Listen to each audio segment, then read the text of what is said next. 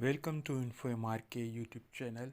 आज हम कोहा के बारे में बात करेंगे कि कोहा एक integrated library open source software है जिसके अंदर लाइब्रेरी के तमाम ऑटोमेशन का वर्कआउट किया जाता है।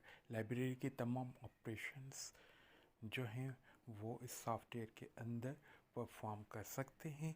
अब इसमें तमाम आपकी स्क्रीन पर शो हो रहा है कि मॉड्यूल्स हैं। सर्कुलेशन मॉड्यूल है कि चलागेंगे पेट्रन से, सीरियल से, और ये तमाम के तमाम मॉड्यूल्स वर्कआउट करके हम अच्छी मेन लाइब्रेरी के रिकॉर्ड कीपिंग कर सकते हैं, रिपोर्ट्स ले सकते हैं और स्टैंडर्डाइज कर सकते हैं अपने वर्कआउट को।